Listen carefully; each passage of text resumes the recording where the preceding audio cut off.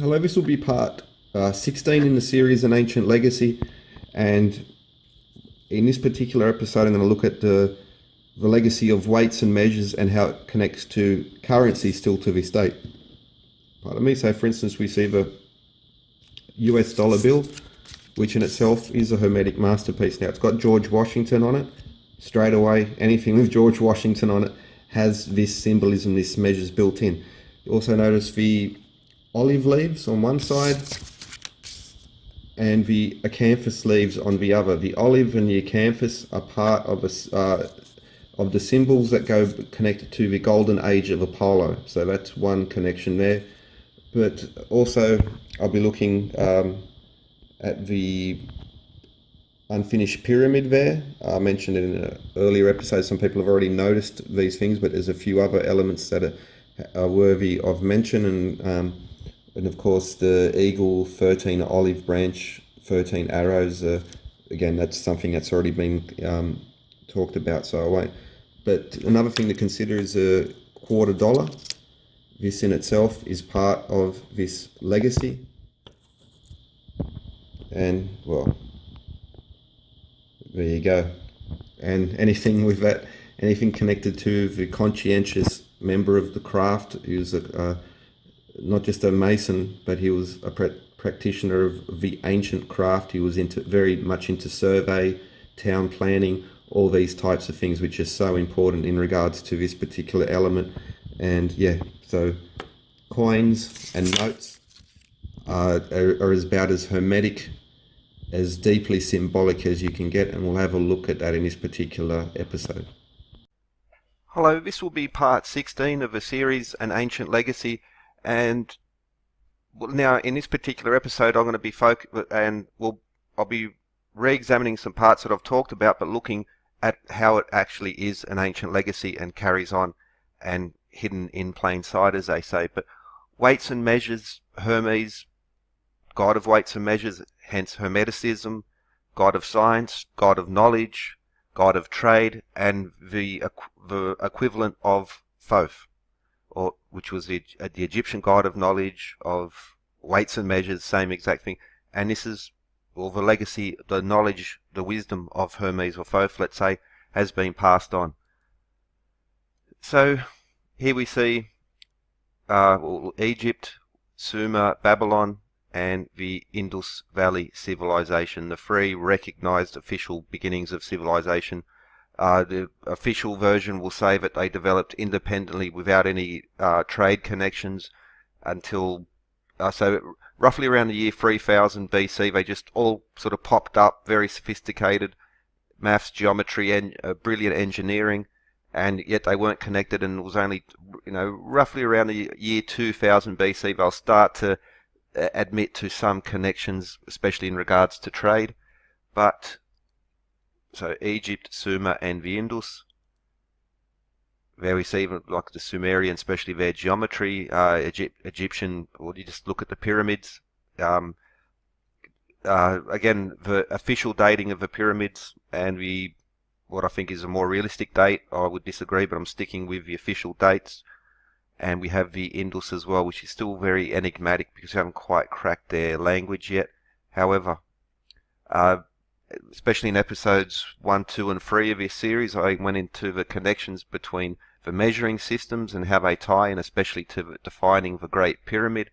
And so I won't go into those again, but we do have, I've already established that there are extraordinary symphony of coincidence between the systems of measuring length and how that applies still to this day to our measures of time, 86,400 seconds per day. The Great Pyramid being a scale model of the Earth at 86,400. Again, challenging the official, or not the official, the official version of the alternative, which says that it's scaled to half the Earth at 43,200. Covered that earlier. Again, I have to say that that method is in comparison very inelegant, and it's also restricted because once you look at it at 86,400, so much other information will connect through weights and measures, symbolism, all these types of things, and the sacred numbers all come back in.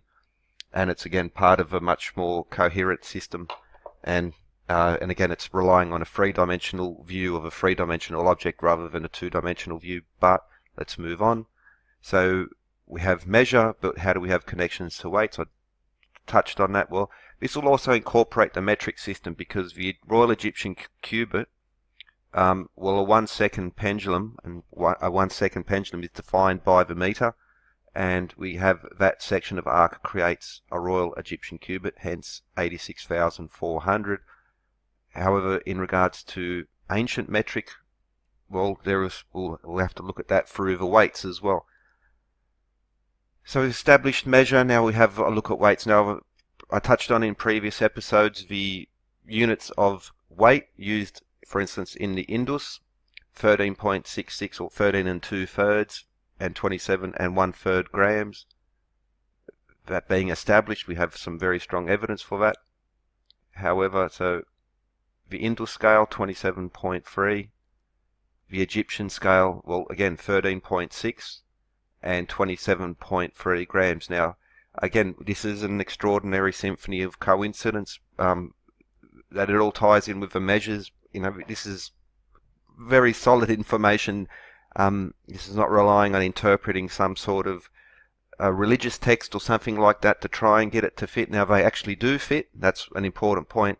I'm not, but this has to be viewed, you know, as as something that can be weighed and can be measured, and therefore, you know, something that has to, the official version really has to move.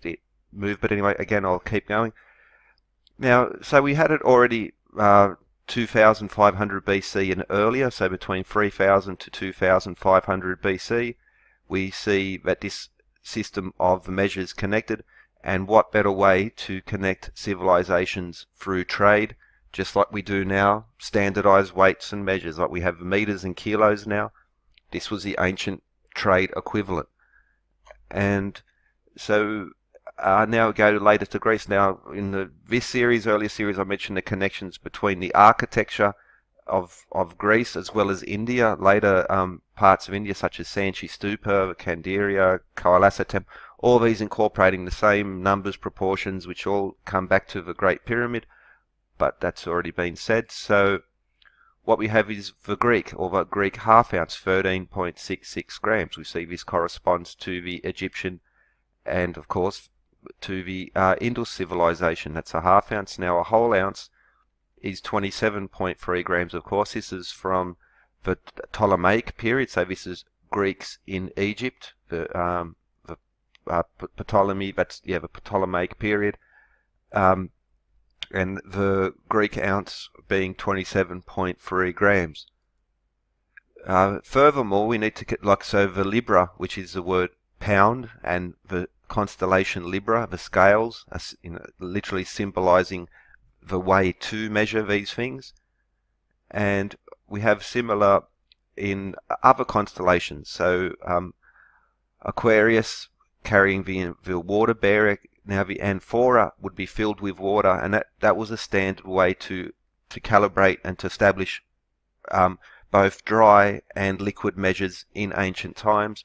And also that he holds the sacred ruler for measuring so many things. The Nile flood would be just one of those, but again, part of this legacy which has been passed on. Now, these constellations, the zodiac that we know of, go to Babylonian times as well, and that's an interesting point. But another important reference is the constellation Virgo, who carries the reed, or the rod of power, as sometimes called. A measuring reed, a measuring wand, is what it actually depicts, and she's also carrying a sheaf of wheat. Now, the grains from these type of plants, whether it was wheat or barley, was used as to standardize measures. Now, for instance, a troy ounce that we use to measure weight in gold is 480 grains.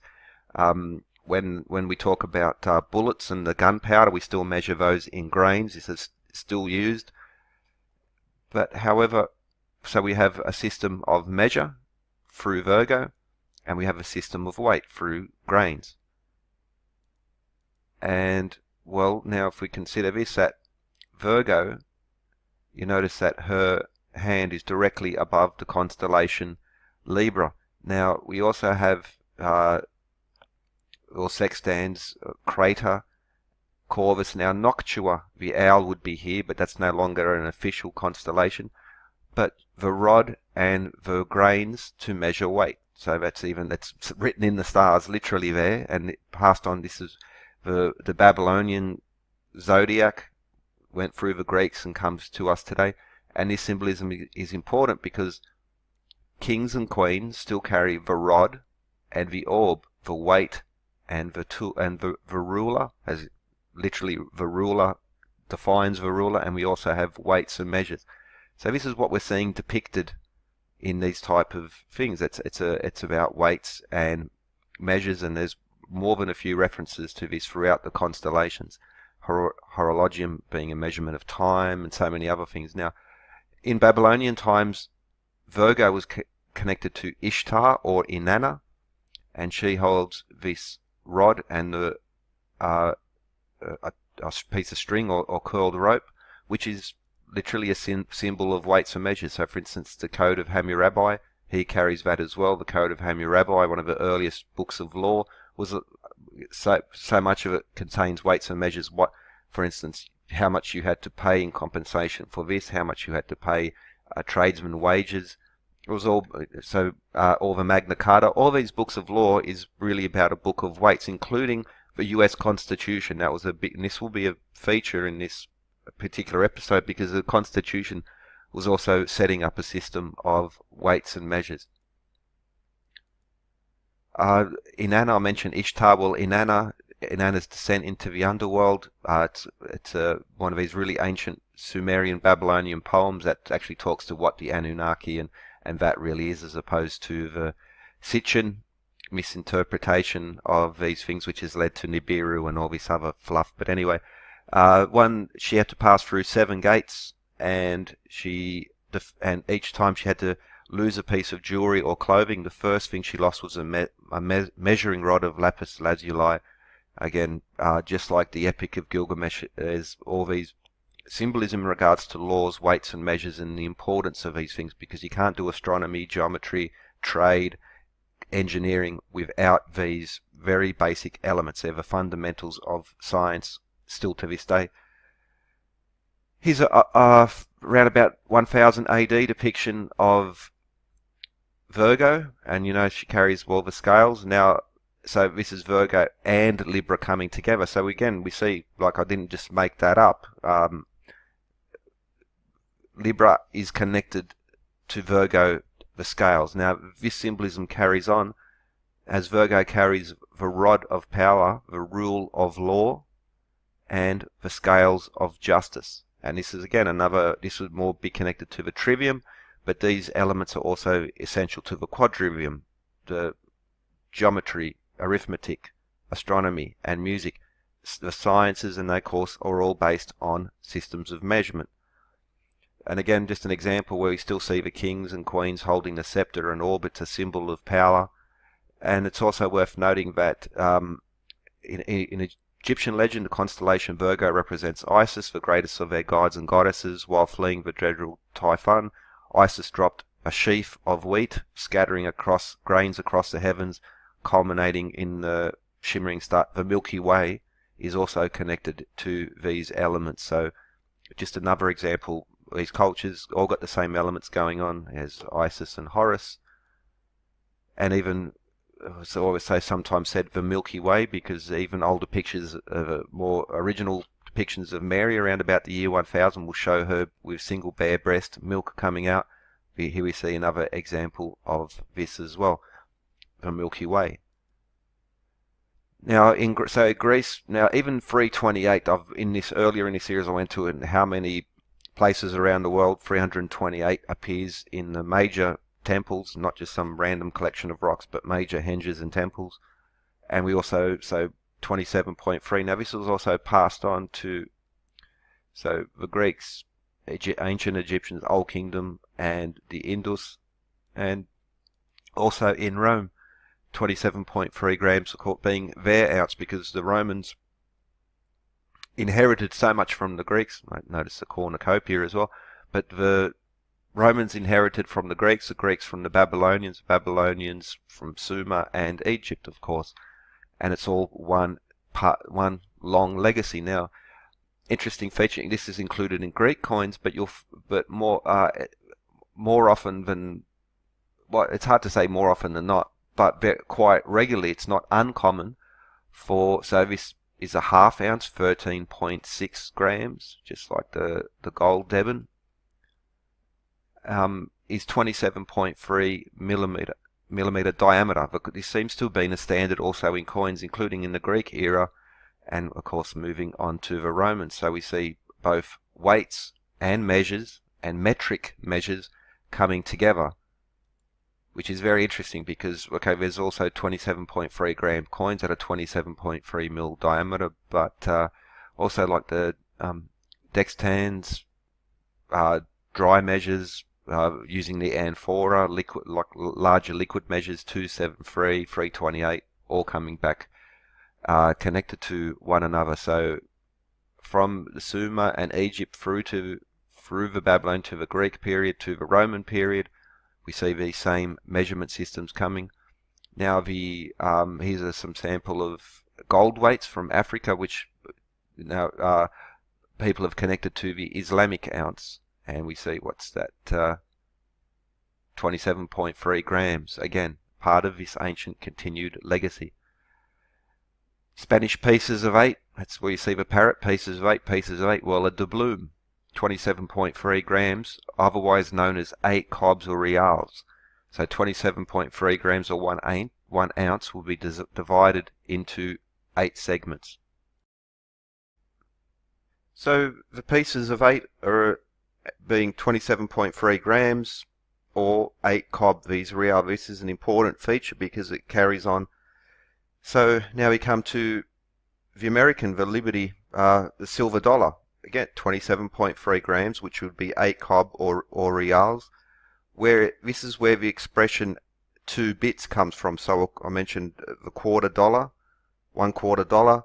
Well, pirates, for instance, would cut the coins into 8 pieces, and 2 bits or 1/4 would be a $1/4. That's literally where the symbol comes from. Now, these older coins are also very important in Australian history because the Governor Lachlan Macquarie, who set these ancient legacy measures into the streets of Sydney, and that was then repeated throughout Australia, which incorporate proportions of the Great Pyramid and the Khafre's Pyramid. So it's very, very Egyptian, measurable, testable, has 5 pi proportions of 2 to 3 Pythagorean music, which emerges from the Vesica. Well, so Governor Bligh is the famous Captain Bligh of the Bounty. He was overthrown by the Rum Rebellion. They caused a currency crisis because they would pay in rum and they basically sucked out all the currency. What Governor Macquarie did, he imported a whole bunch of these Spanish coins, and then he even punched a hole in the middle. So he made 2 coins out of each one, so we call them holy dollars. But that's an important part also in Australian history, is this 27.3 grams. And, well, in American history, the silver dollar. But it doesn't stop with American history. There's some other connections, but let's also consider the Canadian South or Seuss. Now that again comes back to 27.3 millimeters across, or a measurement of 8 grams. 273 grams or 8 cob, 27.3 mil or 8 grams. This is still repeated, and for instance the 50p piece, 50 pence in the UK, 27.3 diameter, millimeter diameter, and 8 grams. This theme, this ancient theme, is still embedded in major pieces of currency, and currency is all about weights and measures. Hermes was the god of weights and measures. He was the god of knowledge or science, and he was also the god of trade. This is like in your face, literally still being incorporated today. This is very ancient knowledge and symbolism, which is the basis of our economy. So a single piece of architecture, you might well dismiss it, but what is more important than this? What is more relevant? Where does weights, measures, and trade, or the Hermetic legacy of Thoth or Hermes carries on to this day. Here it is.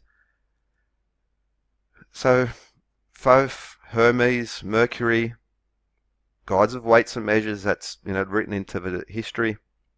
Gods of knowledge and science, engineering, that's why they're connected to for instance, the legend of the construction. So that the great temples were bound by these Hermetic tradition. Hermes stones I mentioned in an earlier episode, or even the legends in regards to the earliest temples in Egypt, and how this the connection of the knowledge of Thoth then led through to Imhotep and these other people, and like Imhotep was then became a god, but trade and disconnect. So we have an ancient legacy of systems of trade from the Indus to including Egypt, 27.3 grams, and it went through to the Greeks, and then the Roman Empire, then through even the Islamic period, then through the Spanish Empire. The British used it as well until coming back to the Americans. Now, in an earlier series on the measuring wand and how Thoth and Hermes are about weights and measures, gods of science, and like I noticed that this is this 6 degree thing, which happens in so often many other places. You'll find it here in Australia as well. I mentioned earlier, it's built into the town plan of Washington, all these other places. Very important. Some other researchers, Peter Proudfoot's book on the secret meaning of Canberra, and Theosophy and Freemasonry, and how, well, again, so many other sites. But going back to Luxor, it's also in the pyramid as well, but the Great Pyramid, and the connection to raising the Jed, which happens to be the tilt of the Earth from where we get the seasons, a very key important bit of understanding.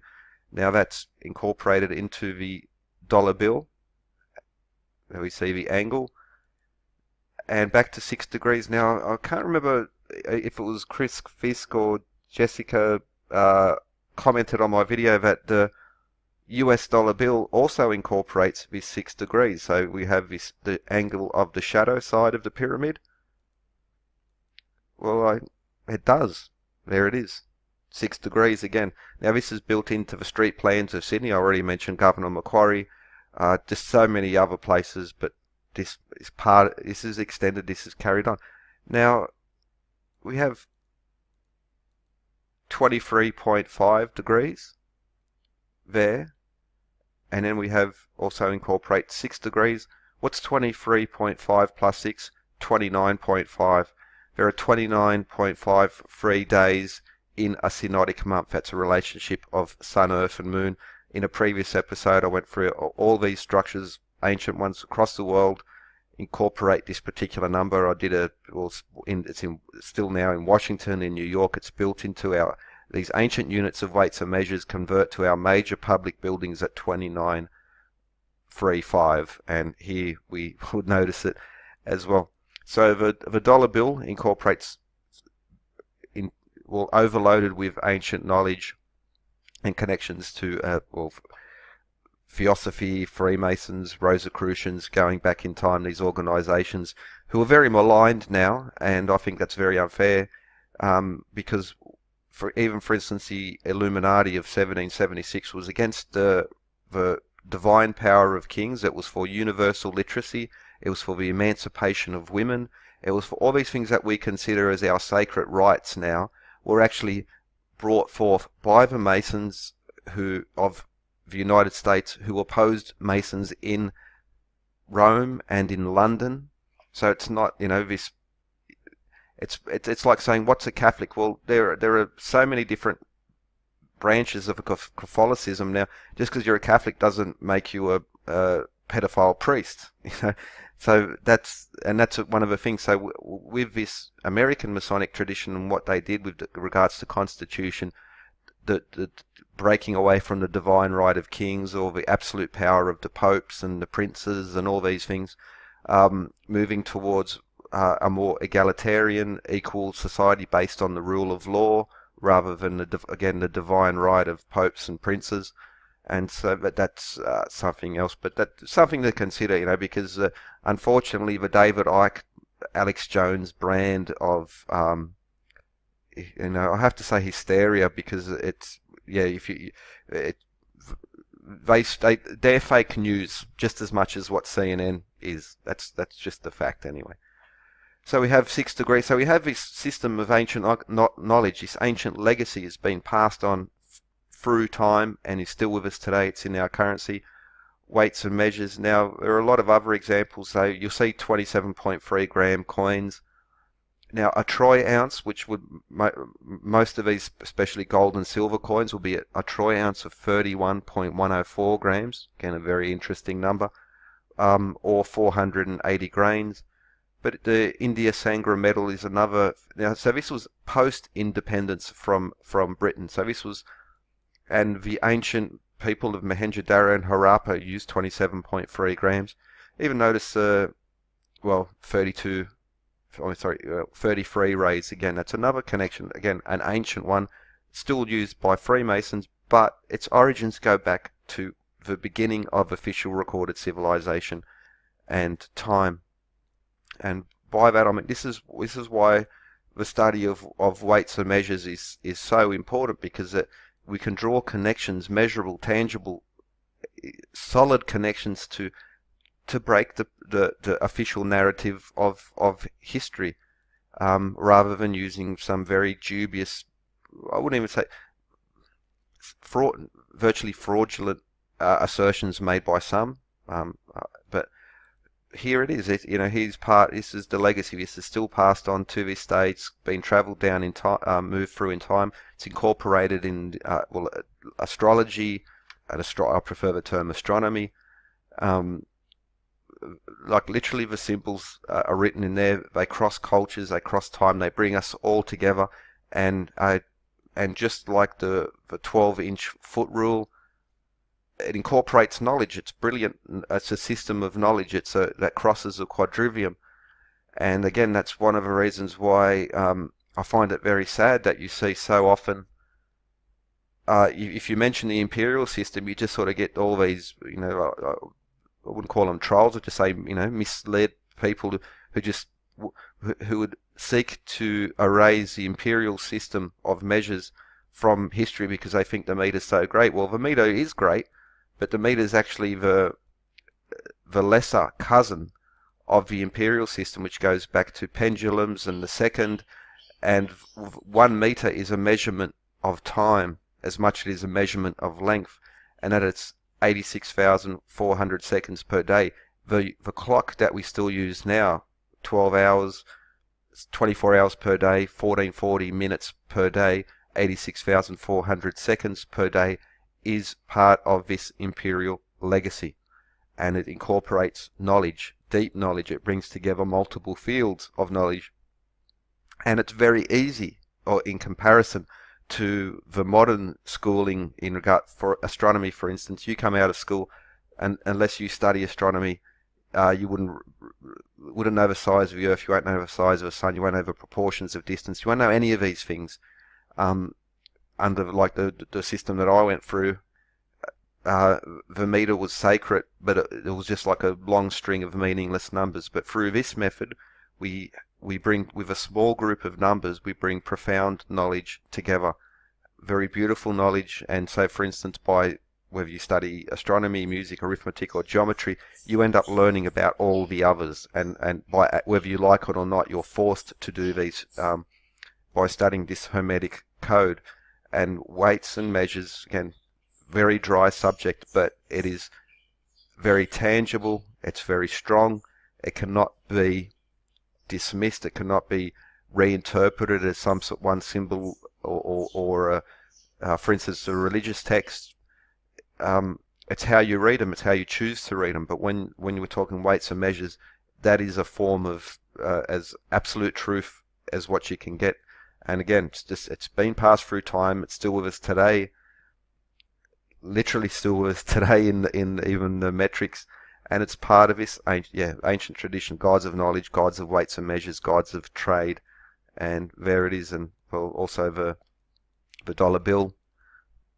It's a hermetic masterpiece. It's just you need to understand the language in which this thing is done, and it's very subtle, but it's in that way it's also very profound because it brings many things together. And so with that, that's the end of this episode. I hope you enjoyed. Again, a lot more to come because the units and the temples that I've gone through before are actually based in modern architecture still to this day, in the major public buildings, cathedrals, monuments, memorials, and these types of things. It's an essential element of it, and how it has been passed on, whether it's okay, that's something else. Yeah, but it's all there. It's still with us. I did series on Washington, on New York, here in Sydney, Paris, and all this and all the other elements in this series here about the ancient legacy is still with us today, and it actually does predict the. So I've looked at every time I hear about a new monument or memorial being built, the first thing I do is look at what the height is, and it corresponds perfectly. This is a theory in that it will predict the undiscovered temples. Also, it will predict the unbuilt memorials, monuments, and temples as well. Weights and measures, it's a thing. Hope you enjoyed. Have a good one.